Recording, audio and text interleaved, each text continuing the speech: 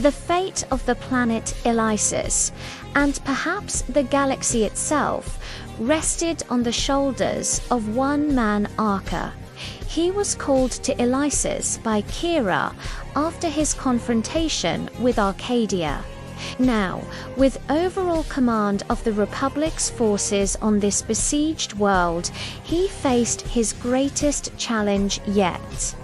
His lightsaber, a symbol of his defiance and hope, hummed at his side, ready for the trials ahead. The Sith war machine was a relentless beast, and to break its back, 3 vital bases had to be seized. Arca himself would lead a contingent of Jedi Knights to capture the first objective, a heavily fortified command center. He knew the risks, but it was a direct strike he had to make.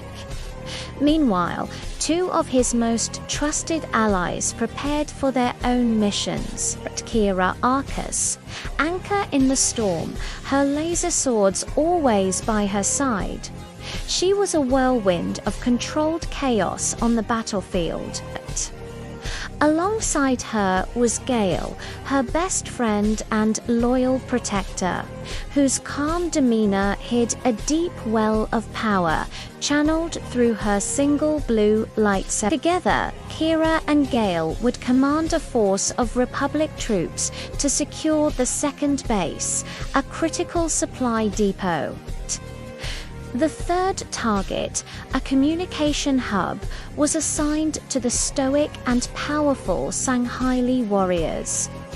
Their expertise with energy swords and their unyielding battle tactics made them the perfect choice for the high-risk assault. The plan was set. 3 prongs of a single spear aimed at the heart of the Sith occupation. As Arca and his allies launched their coordinated strikes, a shadow moved in the darkness. Arcadia met with his own sinister counsel.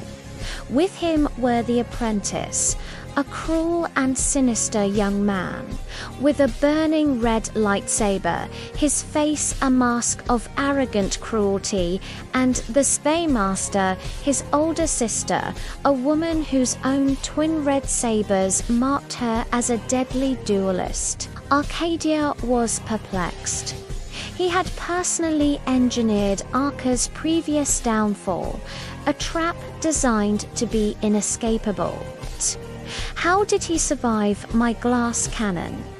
He mused, the question a venomous whisper. The Spymaster offered a clue, a broken data pad covered in a strange, indecipherable alien script. Arcadia could only make out a few words, fragments of a puzzle he couldn't solve. Frustrated, he tossed the data pad to his underlings. "Decode this," he commanded. "I want to know every secret my original is hiding." The first phase of the Republic assault was a stunning success. Arca and the Jedi Knights sliced through the Sith defenses at the command center, their lightsabers a blur of green and blue against the crimson blades of their enemies.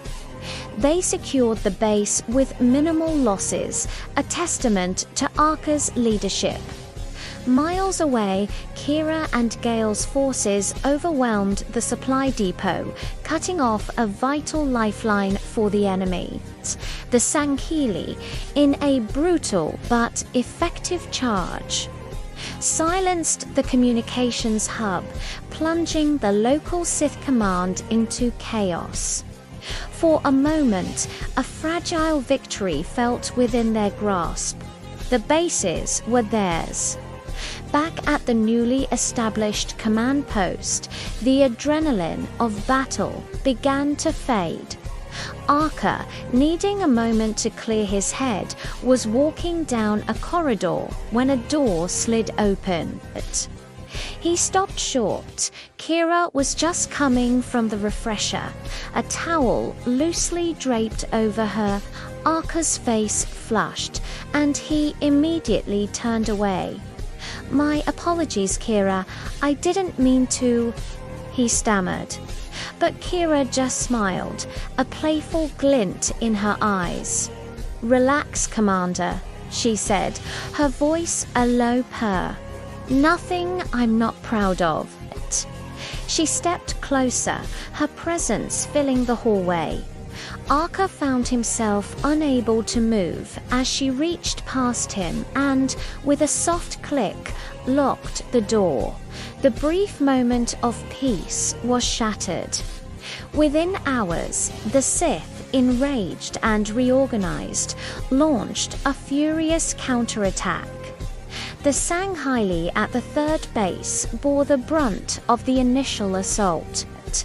Their plasma tanks laid down a curtain of searing energy, and their anti-aircraft batteries filled the skies with flak, tearing Sith fighters apart. They held their ground with legendary tenacity, but the first base, where Arka had won his victory, was not so fortunate. A massive Sith force, led by Arcadia himself, slammed into the Jedi's position. The defenses, still being fortified, crumbled under the overwhelming onslaught. The base was lost. Word of the counterattack reached Arka and Kira just as they regrouped with Gale. There was no time for strategy, only for confrontation. They raced to the ravaged plains between the first and second bases, where the three dark figures awaited them. Arcadia stood center, a dark mirror of Arka. The apprentice stood to his right, spinning his red blade with arrogant flair. The spy master stood to his left, her twin sabers held in a relaxed but deadly stance. The confrontation was inevitable. The apprentice sneered at Gale. "Come to die, alien," he mocked. The spy master's eyes locked onto Kira, still playing with swords. "Little girl," she teased, her voice dripping with condescension. But Arka and Arcadia only had eyes for each other. A silent, hateful understanding passed between them. The air crackled with tension, and then, as if by a silent signal, the duel began. The 6 warriors exploded into motion. Green, blue, and red blades crashed together in a shower of sparks that lit up the darkening sky. All around them, the larger battle raged. The Sith forces, emboldened by Arcadia's presence, pushed hard against the second and third bases. But the Republic troops and Sangheili warriors, inspired by the sight of their leaders fighting, held the line. The lines would bend, but they would not break. In the center of the storm, Arka and Arcadia separated from the others, their duel a personal vortex of violence. Suddenly, they both thrust their hands forward. Crackling blue energy, the forbidden Sith lightning, erupted from both their fingertips, meeting in a blinding, screaming sphere of pure power between them. The ground shook as they poured their rage and will into the attack. "Look at you, Jedi," Arcadia spat through clenched teeth, his face a mask of triumph. "Using the dark side, how the mighty have fallen." Arka gritted his teeth, the strain immense. He pushed back, his own lightning intensifying. "I use the power," Arka roared back. "It does not use me." Elsewhere, Kira's twin blades danced a deadly tango with the spy masters. Their fight a whirlwind of precise strikes and acrobatic dodges. Not far off, Gale's calm, powerful form was a stark contrast to the apprentice's wild, aggressive attacks. Her blue saber meeting his red in a steady, unyielding defense.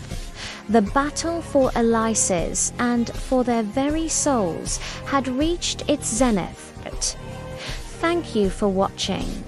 Don't forget to like, subscribe, and hit that notification bell for more.